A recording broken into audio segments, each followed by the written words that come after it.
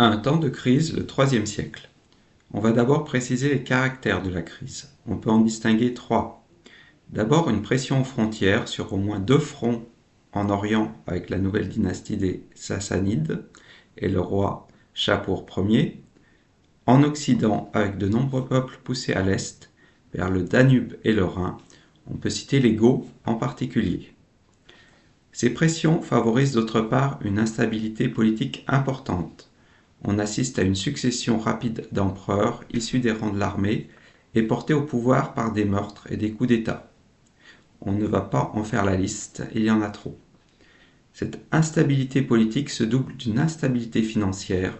Les finances de l'Empire souffrent de toutes les guerres et des incursions barbares.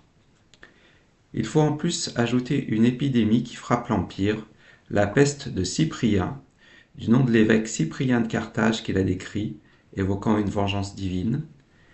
Peste qui reste mal définie, peut-être une fièvre hémorragique virale, plutôt qu'une peste à proprement dit.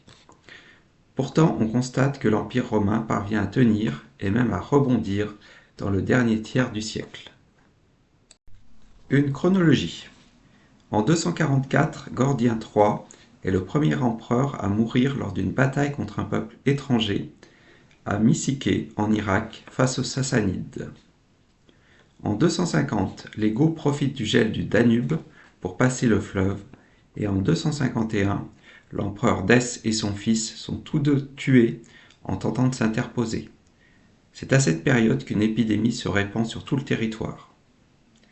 En 252, Rome perd la province de Mésopotamie au profit des Sassanides et l'empereur Valérien, venu les combattre, est capturé par le roi Shapur Ier. Son fils Galien, qui dirige l'Empire avec lui, parvient cependant de son côté à arrêter les Alamans à Milan et à diriger l'Empire jusqu'à sa mort en 262. En 260, il s'allie avec Odénate, le prince d'une importante cité caravanière, Palmyre. Odénate décède 7 ans plus tard et sa veuve, la célèbre reine Zénobie, rompt l'alliance avec les Romains afin de créer son propre empire en Orient, avec un certain succès dans un premier temps, puisqu'elle parvient à s'emparer de l'Égypte. Mais elle est défaite par les troupes romaines d'Aurélien en 272 et envoyée à Rome. Ce nouvel empereur, Aurélien, qui exerce le pouvoir de 270 à 275, est surnommé par l'histoire Auguste l'empereur par qui l'Empire a été restitué. En effet, le succès des expéditions romaines face aux barbares est de nouveau au rendez-vous. De 276 à 282, son successeur Probus est surnommé toujours victorieux, ce qui illustre également le redressement de l'Empire. En 284, l'armée proclame Dioclétien empereur et il va concevoir une nouvelle organisation de l'Empire, la tétrarchie.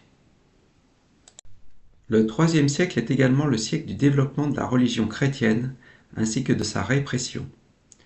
En 240 a lieu un premier concile à Lambèse en Afrique du Nord, avec déjà 90 évêques chargés de guider les premières communautés. En 249, sous l'empereur Dès, se produisent les premières persécutions générales. Il y a eu des persécutions auparavant, mais elles étaient ponctuelles. Là, il s'agit vraiment d'une volonté impériale contre les chrétiens que l'on peut expliquer par le refus d'honorer l'empereur et de prendre part aux manifestations religieuses qui participent à la vie de la cité. Le contexte joue aussi. Face aux difficultés de la population, les autorités se tournent vers des boucs émissaires, des responsables désignés parmi les minorités, et les chrétiens forment des victimes toutes désignées. Ces persécutions conduisent à la glorification par les chrétiens de leurs martyrs.